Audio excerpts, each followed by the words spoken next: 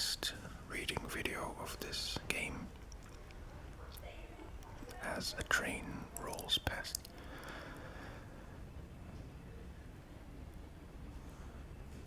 I don't think I ever noticed that they fixed the bridge in the epilogue, because this is the bridge that Arthur and John blew up during the story,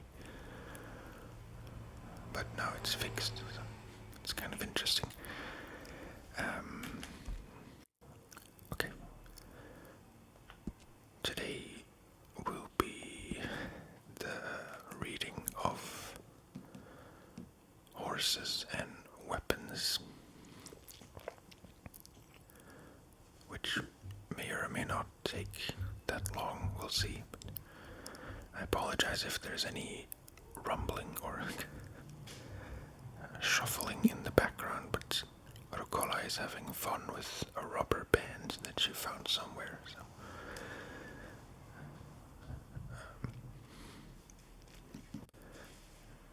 let's do the horses first, just to make sure that I have everything. The animals we did complete. The equipment is not that interesting to read. The fish we did, the gangs we did, plants. I think I missed a few plants when I did the reading video of this, but I don't think it makes much sense to go over them again, so and cigarette cards you can't read. So let's get into the horse category. As you can see, I found all of them, but I didn't go through the trouble of fully completing them individually, because I don't have the maximum bonding with all of them, and I haven't written all the common and uncommon codes. But that doesn't really matter, and like I said a few times, I'm kind of looking forward to having some closure of this game. Okay, starting with the American paint. American paints are workhorses, identified by their robust build and distinctive patterned coat. The Overo, Tobiano, and a rare splashed white coat are all found in the wild. A unique gray Overo coat can also be purchased. Their personality, intelligence, and willingness to work make these horses easy to care for. This breed is healthy, with a reasonable amount of speed and a great stamina, perfect for ranch work.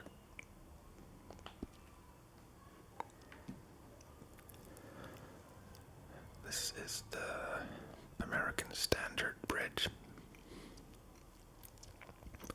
which, if I remember correctly, was my main horse when I was playing as Arthur.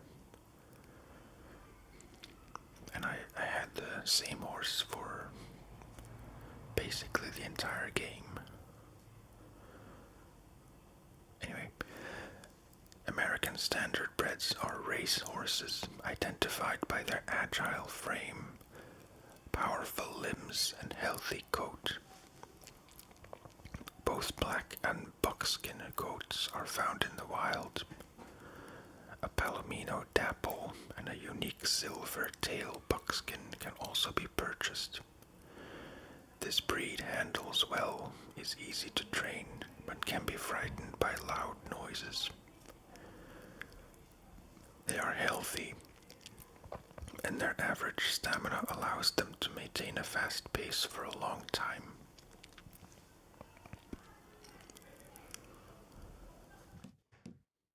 Next is the Andalusian. Andalusians are powerful, compact war horses. They can be identified by their thick mane and tail, strong body, and noble head. Both the dark bay and rose grey coats can be purchased can be purchased at a stable, while the Berlino can be found in the wild. This breed of horse is courageous and will not be spooked easily. They handle well with average acceleration and speed, and are known for their good health and increased stamina, making them great for long journeys.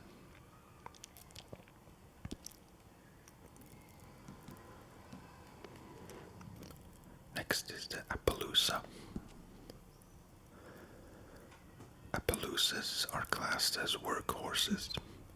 They can be identified by their compact frame and spotted or speckled coat. The blanket, few spot, and leopard blankets are found in the wild, while leopard and brown leopard coats are purchased in stables. Their willing and manageable temperament leads to easy handling. This breed of horse is healthy, with a reasonable amount of speed and great stamina, perfect for ranch work.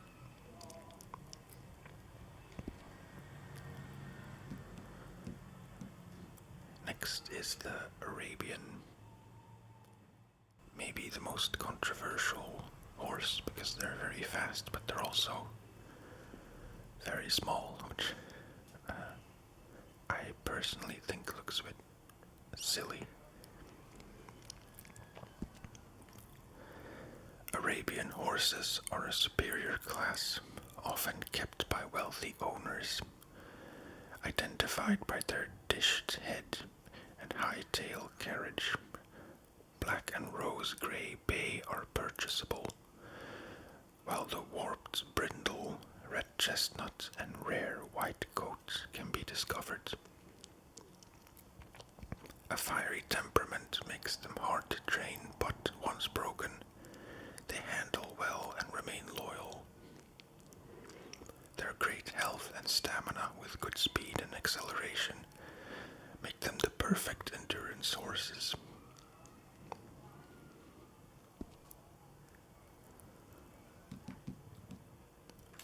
Okay, next is the Ardennes.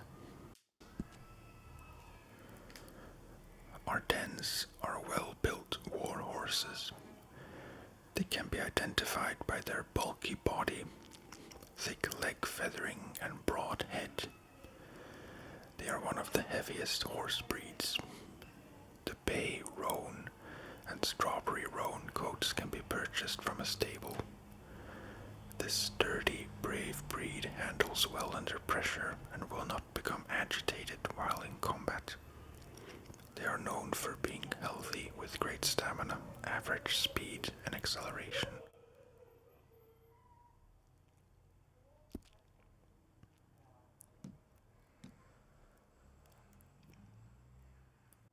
Next is the Belgian draft horse. Belgian draft horses are a strong member of the draft horse breed. They can be identified by their muscular build and chestnut glossy coat. Their powerful build makes them perfect for pulling wagons and heavy carts, though their weight makes them harder to handle. They are considered to be a healthy breed with better stamina and speed compared to other draft horses.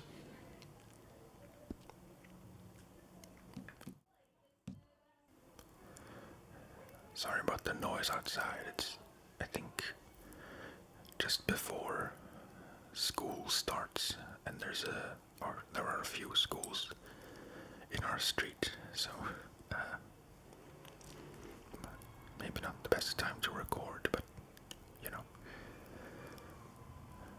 Next is the Dutch warm blood. Dutch warm bloods are classified as hardy workhorses. They can be identified by their long legs and strong build, The seal brown, sooty buckskin and chocolate roan are purchasable in stables. A rare cremello coat can also be discovered. This dependable breed is known to handle well.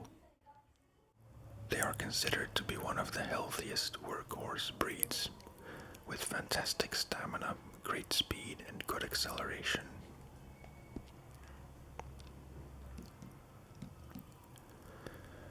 Next is the Hungarian half-bred. Hungarian half-breds are strong war horses. They can be identified by their large frame and noble head. The flaxen chestnut and piebald Tobiano are found in the wild, while the dappled dark grey is purchasable from a stable. Their fearless nature makes them great for combat. They handle well but are less healthy than other war horses.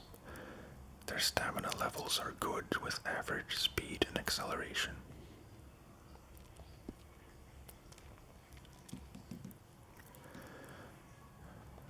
Next is the Kentucky Saddler. Kentucky Saddlers are classed as riding horses. They can be identified by their muscular, medium-sized frame and smooth gait. The gray, black, buttermilk buckskin, chestnut pinto, and silver bay are found in the wild. The gray coat is also purchasable from a stable. Their good nature and handling make them perfect for riding short distances.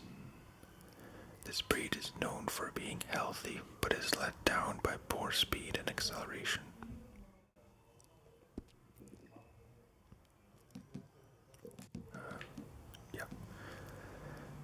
Next is the Missouri Foxtrotter. The Missouri Foxtrotter is a well-rounded, multi-class breed. They can be identified by their muscular frame and eye-catching coats. Both the amber champagne and silver dapple pinto can be purchased from a stable. They are renowned for their gentle trotting, which makes them a comfortable ride. Their strong build and great stamina also make them excellent workhorses. This breed is healthy and fast.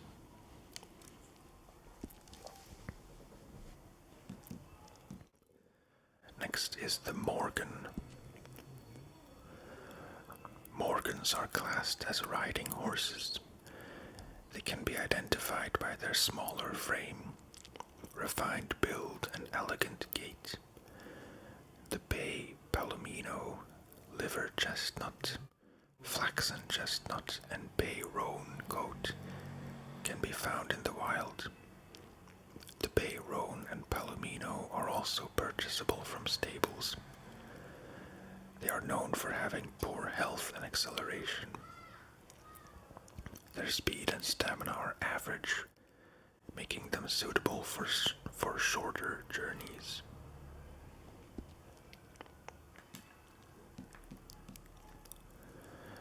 Next is the Mustang.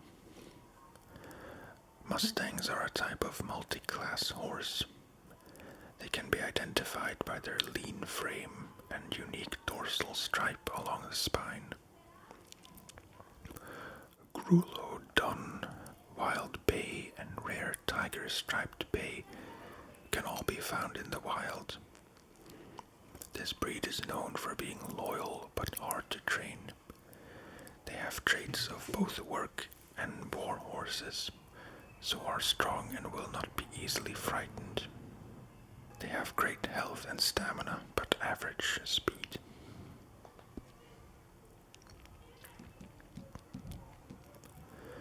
Next is the Nakota. Nakotas are classed as race horses. They can be identified by their well-built frame and sturdy legs. The blue roan and white roan can be found in the wild, while the reverse dapple roan is purchasable from a stable. They are known for being healthy and handling well. Their speed and acceleration matches many racehorse breeds, making them perfect for traveling short distances quickly in a sure-footed manner.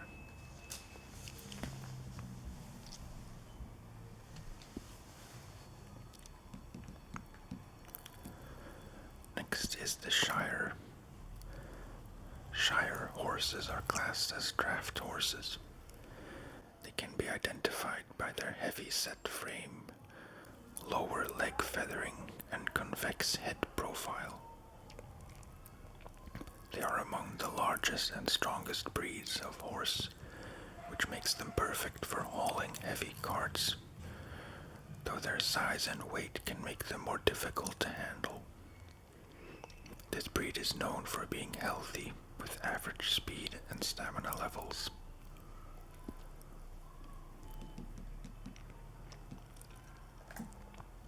Okay, just a few more. Next is the Suffolk Punch. Suffolk Punch horses are classed as draft horses, identified by their compact, stocky frame and also by their characteristic sorrel or chestnut coat. Their strong build and high endurance levels make them ideal for heavy labor in farms, though their weight can make them hard to maneuver. This breed of horse is known for its good health, stamina, and speed, allowing it to work long hours without tiring.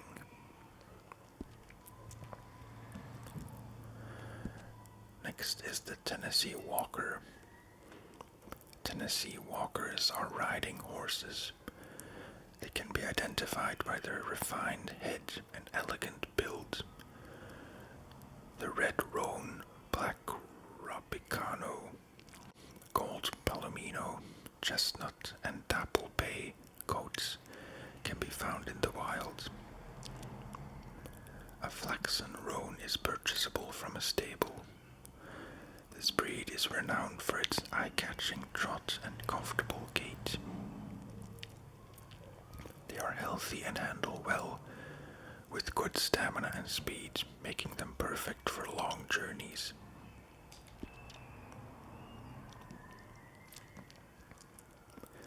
Next is the Thoroughbred.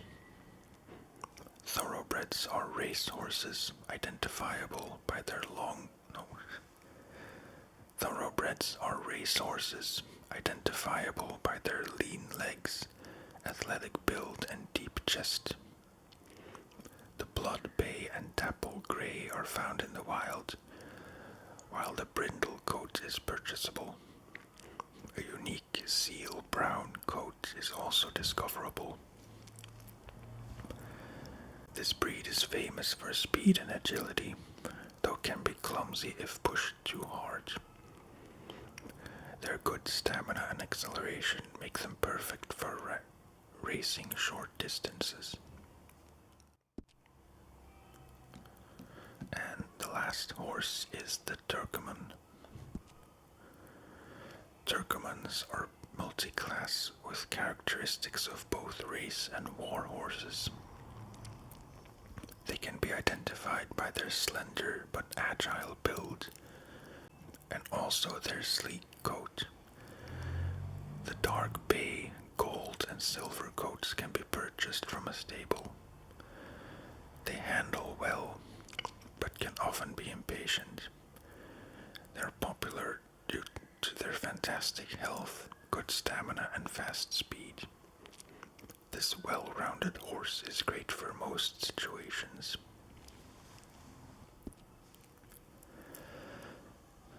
Okay. And moving on to the last category, the weapons.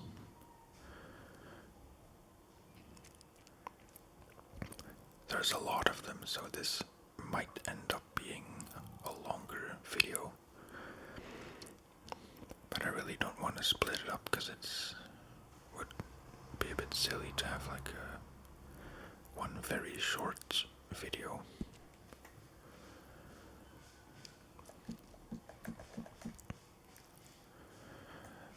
Yeah, we'll see.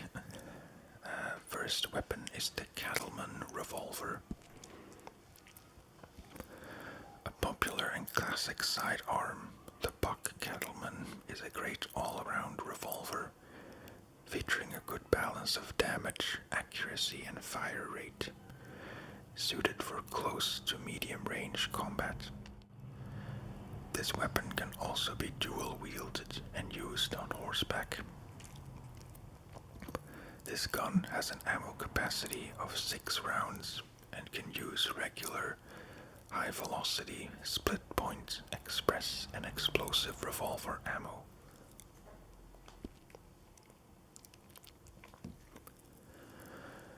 Next is Granger's revolver. A rare cattleman revolver with a dark metal finish and covered in custom engravings. Previously owned by the late gunslinger Emmett Granger, defeated in a duel near Flatneck Station.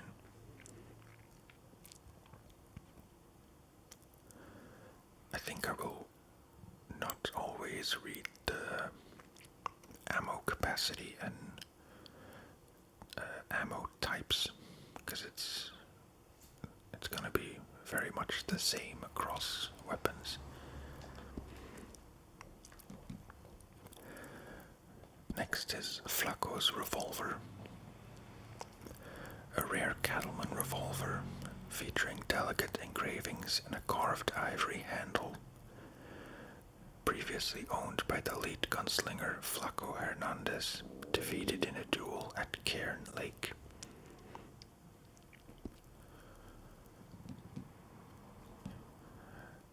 John's Cattleman revolver. Owned by John Marston, this personalized cattleman revolver features a blackened steel finish and a custom bone grip.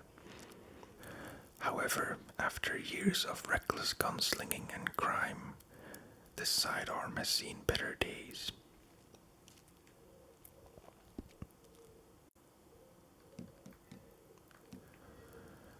Next is the double-action revolver. The D.D. Peckenbush double action is a fast-firing revolver with medium damage. The advanced mechanism prevents the need to cock at the cost of a heavy trigger pull and lower accuracy. The quick fire rate makes this a good choice for mounted combat.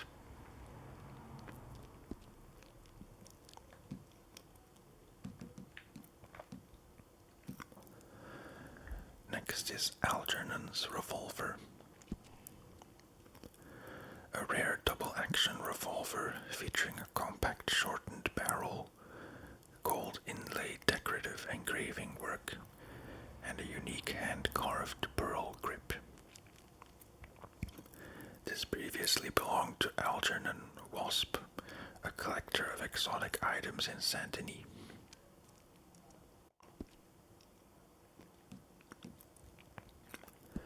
Next is Micah's revolver.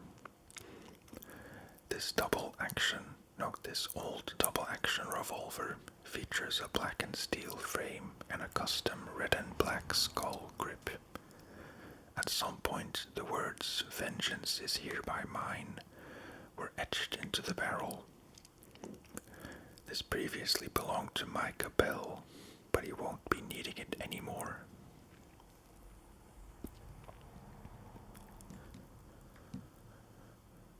Next is the High Roller revolver. A variant of the double-action revolver, the stylish High Roller revolver from D.D. Peckenbush is a perfect sidearm for the modern gunslinger. In a class of its own, the High Roller features ornate engravings and a pearl grip, and is deadly when dual-wielded.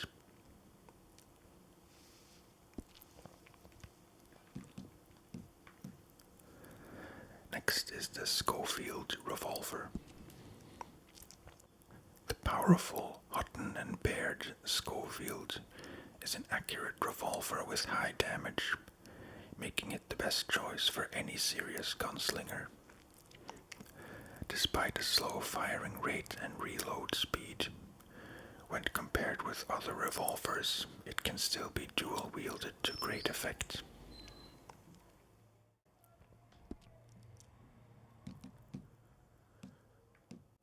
Next is Callaway's revolver. A rare Schofield revolver plated in silver, with Canis Canem Edit engraved down the side of the barrel. Previously belonging to the late gunslinger Jim Boy Callaway, who was shot in the back by the coward Slim Grant.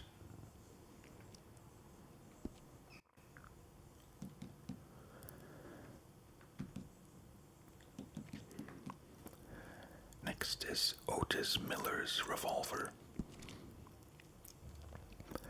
A rare Schofield revolver made of gold and ivory and adorned with custom engravings. Found inside a cave in Cholla Springs, this weapon appears to have once been owned by the famed gunslinger Otis Miller.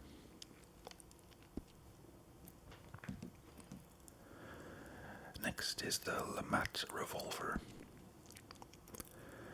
The Lamette revolver from D.D. Packenbush is a sidearm with the unique ability to switch to a secondary barrel for buckshot. Reliable at medium range, it is as quick to reload as it is to fire.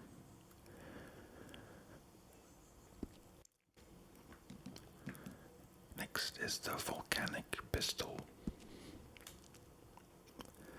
The Hutton and Baird volcanic pistol combines the stopping power of a repeating rifle with the portability of a sidearm. Although the accuracy is good, the slow firing rate and reload speed mean that you'd better hit your target with the first shot.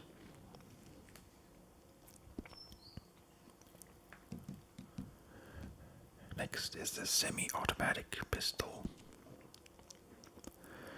The new Peters and Jansen's semi-automatic pistol deals less damage than revolver sidearms, but makes up for it by doing away with the need for weapon cocking, as well as an expanded ammo capacity and quicker magazine reloads.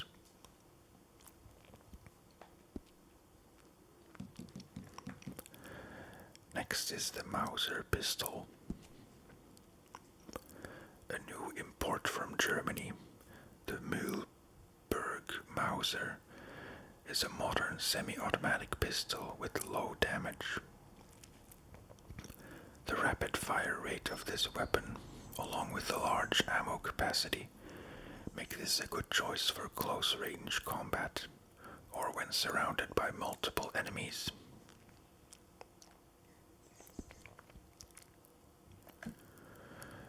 Moving on to page number 2, with Midnight's pistol.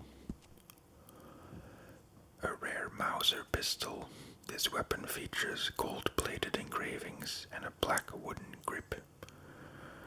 Previously owned by the late gunslinger Billy Midnight, defeated in a duel on a train departing Rhodes.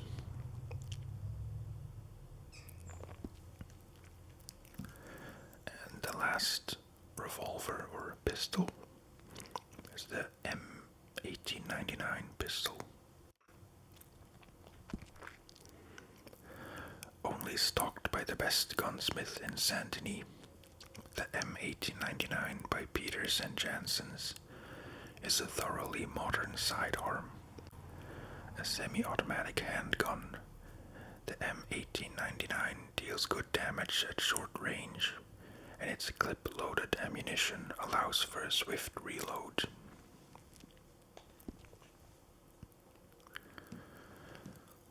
Okay, moving on to repeaters. First is the carbine repeater.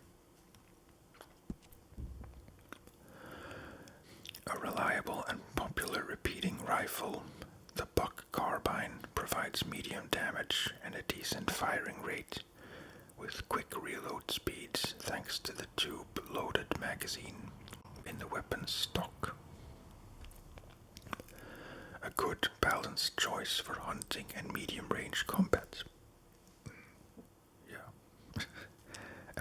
This was is my favorite weapon.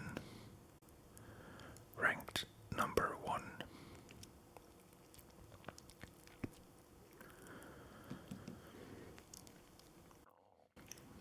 Next is the Lancaster repeater. The Lancaster repeater is a well-rounded gun that uses a fast lever action system to load the next cartridge. It may have lower damage compared to other repeating rifles, but the quick firing rate and good accuracy give it the advantage.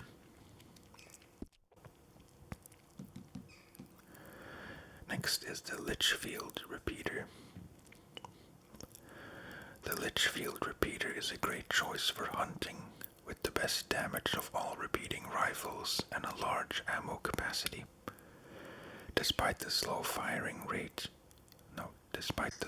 firing rate and reload speed, the Litchfield excels at medium-range combat, perfect when needing to clear an area.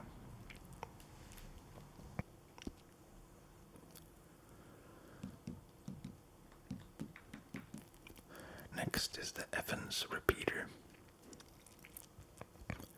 The Evans repeater from BD and Company is a dependable gun with a fire rate and ammo capacity that surpasses other repeaters on the market. Though it deals slightly less damage, it will fire straight and true during medium-range combat.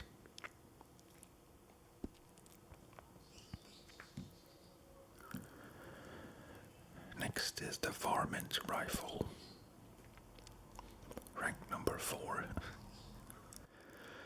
The quick-firing Lancaster Varmint rifle is designed for hunting small mammals and large birds, using a special low-caliber type of ammunition with reduced damage. However, the large ammo capacity and fast fire rate make this an effective weapon against large groups of enemies.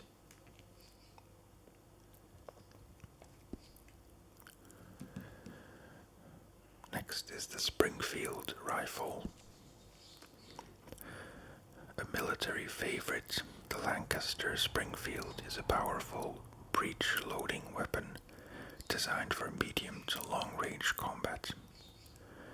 The high accuracy makes this weapon effective against large mammals, but the slow firing rate may be an issue when trapped in close quarters.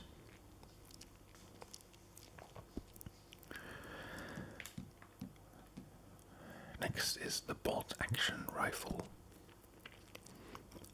The BD and Company bolt-action is a strong and versatile rifle, built to perform in any environment. The bolt-action mechanism allows for quick firing and reloading, making this rifle an ideal choice for long-range combat with multiple targets.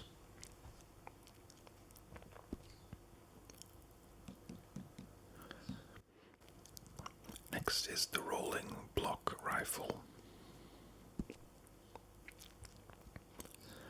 Designed for hunting large beasts, the Litchfield rolling block is a powerful long-scoped rifle designed for long-range combat. With multiple telescopic sights available in different zoom levels, a sharpshooter can eliminate a target from afar and gain the element of surprise.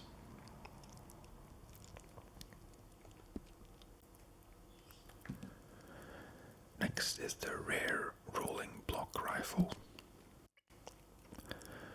A rare rolling block rifle made of light wood and blackened steel, adorned with carvings, previously belonging to a bounty hunter after Josiah Trelawney, and found in a barn near Braithwaite Manor.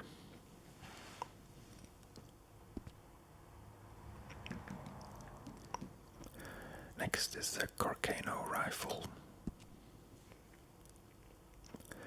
The Sereno Carcano is a long-scoped bolt-action rifle that can hold several rounds at once.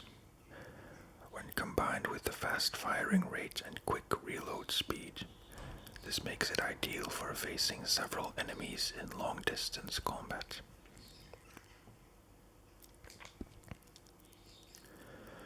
Next is the sawed-off shotgun. The Peters and Jansen's sawed-off is a versatile shotgun that can be used easily with one hand or dual-wielded to great effect. Rough and deadly, but wildly inaccurate, this weapon is ideal for close-quarter combat on foot or on horseback.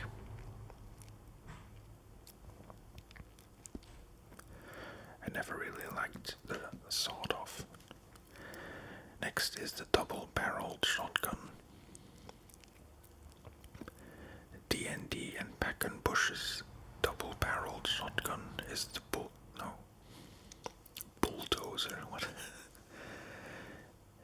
DD and Packenbush's double-barreled shotgun is the trailblazer's choice. Powerful and deadly at close range, this gun is capable of firing off 2 shots in quick succession, dropping nearly any target instantly.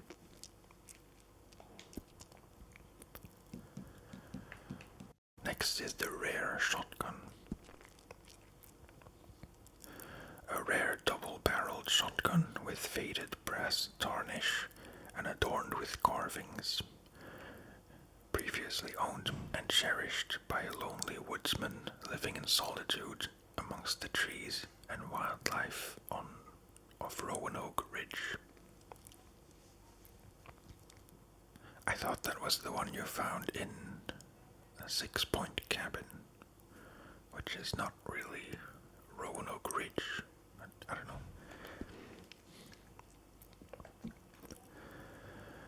Next is the pump-action shotgun. The high-powered Lancaster pump shotgun has a large ammo capacity and quick reload capabilities. Despite average accuracy, this gun will hold true should you find yourself confronted by wild beast or man in close combat.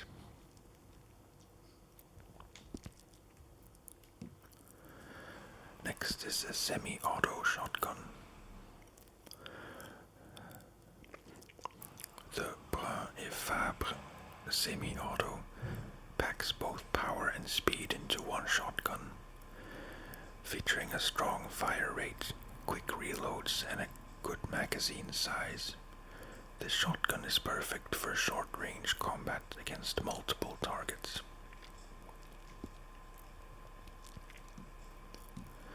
And the last gun is the repeating shotgun. The Lancaster repeating shotgun is a well-rounded gun that uses the same lever action system commonly found on repeating rifles. The large ammo capacity gives the shooter the luxury of accuracy while maintaining the power ideal for close-quarter encounters.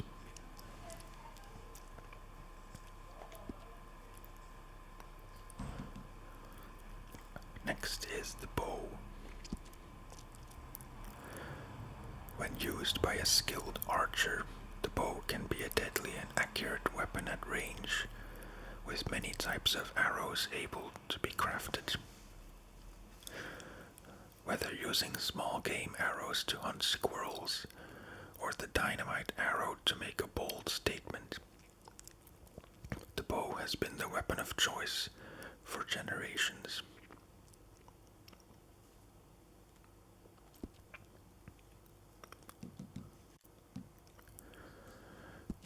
Unarmed. Favorite weapon ranking 3. That's kind of surprising. Fighting with your fists can be useful when ammo is sparse or to avoid drawing unwanted attention. It also works well when non-lethal methods are required, such as robbery or intimidation. Get up close and beat your enemies into submission, or incorporate a bladed melee weapon if you're out for blood.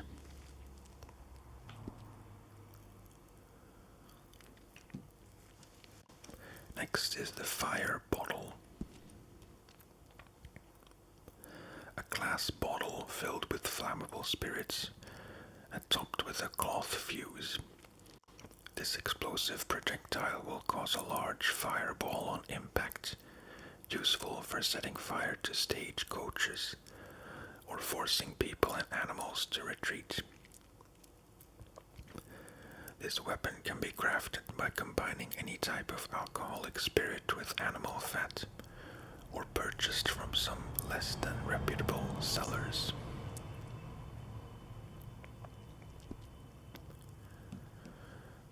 Next is the volatile fire bottle. An improved and more dangerous version of the regular fire bottle. The more potent and flammable nature of moonshine leads to a wider explosion radius. Light the cloth fuse, throw towards your enemies, and watch the world burn. This upgraded weapon can be crafted by combining moonshine with animal fat. My second to last favorite weapon, apparently. I wonder what my least favorite weapon is. Next is dynamite. A powerful explosive designed for mining and construction purposes.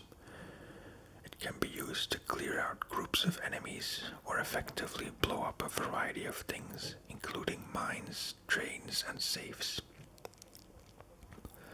Light and throw towards your target or place it down before igniting and running to a safe distance.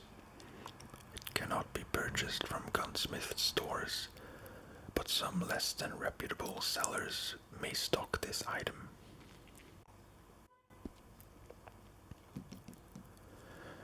Next is the volatile dynamite.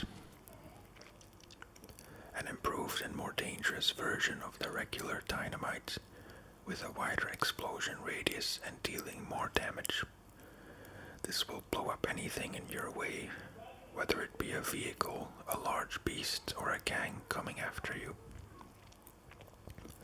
This upgraded weapon can be crafted using regular dynamite, animal fat, and any type of high-velocity damage.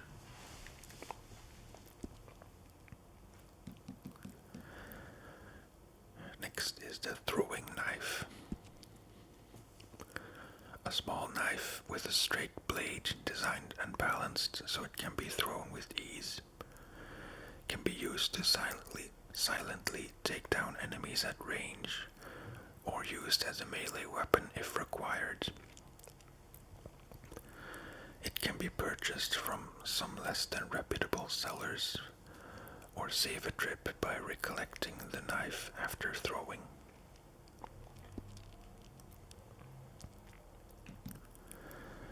Next is the improved throwing knife. The improved version of the throwing knife features a larger blade and handle, but still remains perfectly balanced for throwing purposes. The extra weight allows it to travel faster through the air and hit the target with a greater force. This upgraded weapon can be crafted by combining a regular throwing knife with an eagle or hawk feather.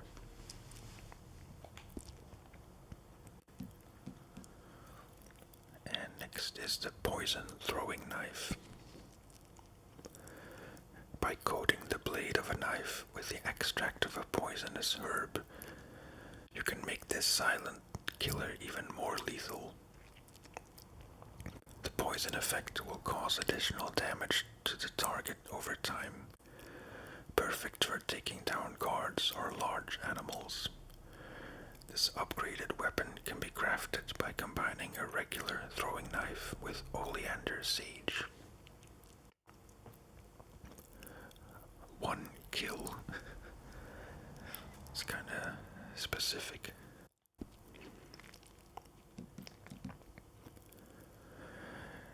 Next is the tomahawk. A basic tomahawk with a lightweight wooden shaft and thin blade. This strong and fast projectile weapon is ideal for quick thrown attacks, or it can be used as a close-range melee weapon against enemies if needed. It can be purchased from some less than reputable sellers, or save a trip by recollecting the tomahawk after throwing.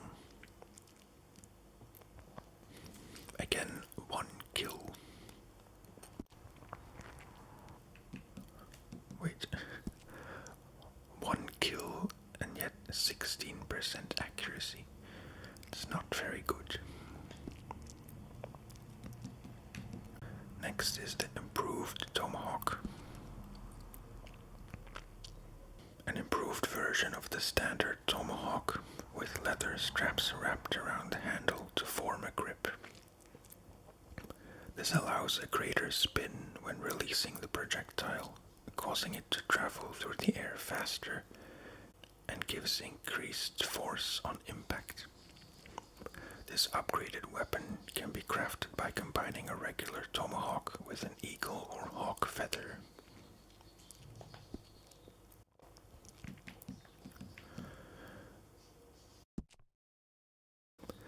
This version, compared to the regular tomahawk, adds extra weight to the head of the axe with a larger leather wrap. This modification improves the accuracy of the weapon when thrown, allowing it to fly true towards its intended target. This upgraded weapon can be crafted by combining a regular tomahawk with an owl feather.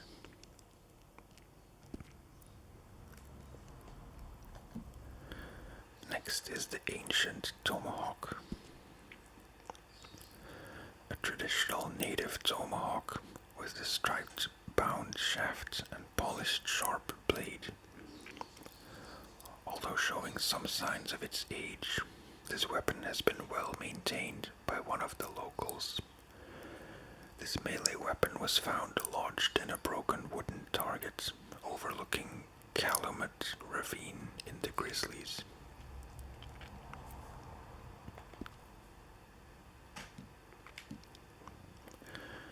Next is the cleaver. A wide-bladed axe with a short-ridged wooden handle. This hunting and cooking tool is usually used to prepare animal carcasses and chop through thick meat, cartilage, and bone. As you can imagine, these properties also make for an effective combat weapon, and it can also be thrown.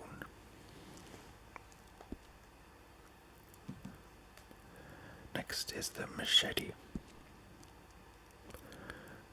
With a sharp, broad blade, the machete is designed for harvesting sugar cane or clearing through forest undergrowth. However, this doesn't stop it from being an effective melee weapon with a longer range than most. One strong hack with this weapon will take any target down quickly and quietly.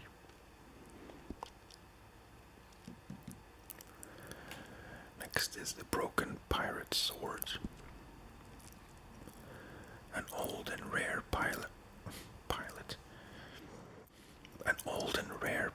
cutlass with a long snapped blade and decorative golden handguard. This relic was found lodged inside an abandoned boat run adrift in the swamplands surrounding Santony. With a longer range than most bladed melee weapons, this is still a practical combat weapon despite its age.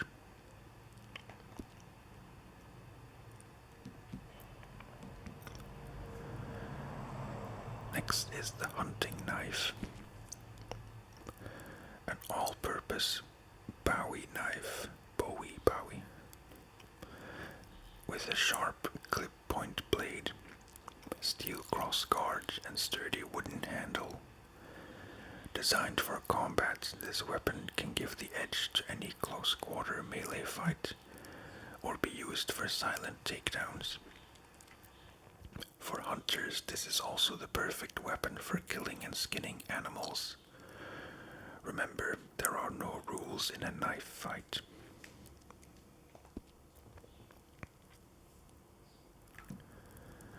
Next is John's knife. Owned by John Marston, this sturdy hunting knife combines a deadly clip-point blade with a narrow wooden handle, useful for quietly taking down a target without alerting their friends, skinning your prey after a long day of wilderness hunting, or fighting off wolves on a snowy mountainside. 0 kills. It's kind of interesting.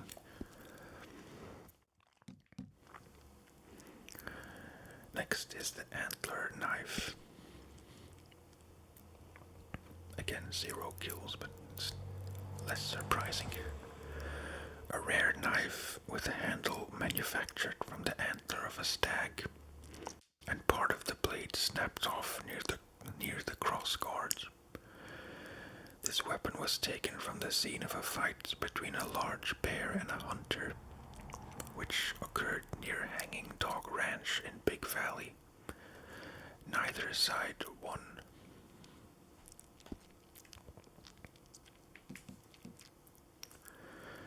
Next is the Civil War knife. An old Bowie knife with a solid blade, worn wooden handle, and large D-shaped handguard for protection. This weapon was commonly used by Civil War soldiers and is covered in rust.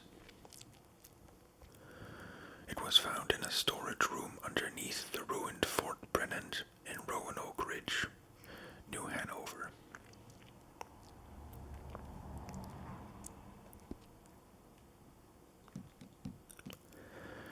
Next is the jawbone knife. A rare crafted knife made with a large piece of flint as a blade and the jawbone of a coyote as a handle.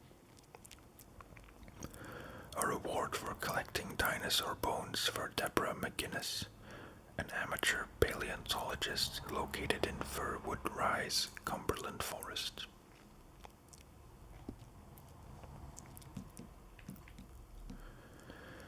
Next is the wide blade knife.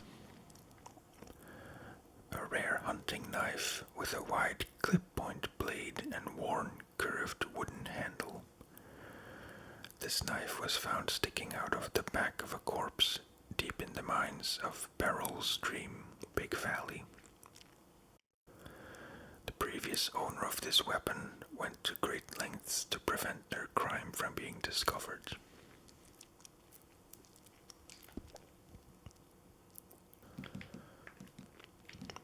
And the last knife is the ornate dagger. A rare decorative dagger featuring a silver blade embossed with ornate designs and a gold statuette handle. This weapon previously belonged to a strange pale man dressed in black, discovered lurking amongst the back alleyways of Saint-Denis, aka Nosferatu, which was deceptively hard to take down. Took a few reloads.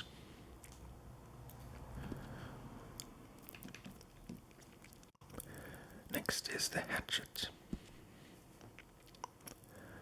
A basic hand axe with a wedged steel blade and long wooden handle. Designed for chopping wood, this powerful one-handed weapon can be swung to deliver a large amount of damage to an opponent. In a pinch, it can also be thrown at a target to take them down from a distance.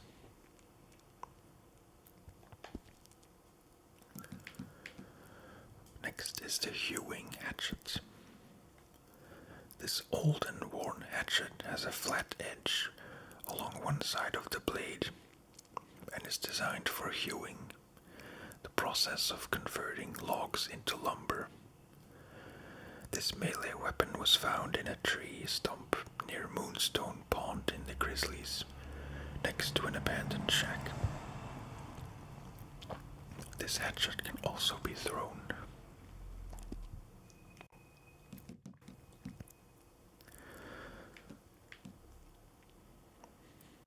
Next is the Viking hatchet. A rare ancient hatchet engraved all over with Nordic patterns and bound with leather. This melee weapon was found at an old stone altar in the Roanoke Valley area of New Hanover, lodged into a skull. This hatchet can also be thrown.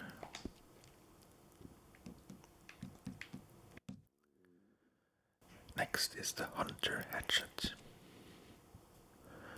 A rare hatchet with a long bearded axe bit that allows for greater control when planing or shaving wood. The melee weapon was found in a tree stump near Window Rock in the Grizzlies and appears to be fairly new. This hatchet can also be thrown.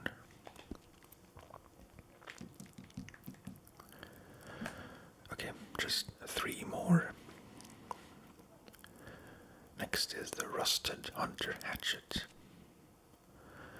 A rare hatchet with a long bearded axe bit that allows for greater control when planing or shaving wood. The melee weapon was found in a tree stump near Three Sisters in the Grizzlies. It has been worn by the elements over time. This hatchet can also be thrown. Second to last is the Double Bit hatchet. A rare hatchet featuring a double-bladed head, one razor-sharp side for chopping and cutting, and a dull side for splitting wood. This melee weapon was found in a tree stump near Wallace Station in Big Valley, and appears to be fairly new. This hatchet can also be thrown. And the last weapon and last entry for this video is the Rusted Double Bit hatchet. A rare hatchet featuring a rusted double-bladed head, one razor sharp for chopping and cutting, and a dull side for splitting wood. This melee weapon was found in a tree stump near Annisburg Mine in Roanoke Ridge, and has been worn by the elements over time. This hatchet can also be thrown. And apparently this is my least favorite weapon, which maybe just means that it's the last weapon I found. Because I remember looking online to find where you're supposed to find all these unique weapons. Okay. Then I suppose this will be it for all the compendium reading videos. We went through everything that's somewhat interesting to read. I hope. Yeah. I hope you enjoyed these videos. They were pretty fun to make. Reading videos tend to be pretty relaxing for me to make, so I hope you found this relaxing. And not too violent or whatever. Some of the entries can be a bit brutal, maybe. Okay. That will be it for now, and that will be it for Red Dead Redemption for the foreseeable future. As always, thank you very much for watching. watching and for listening. And I will talk to you in the next video. Bye bye.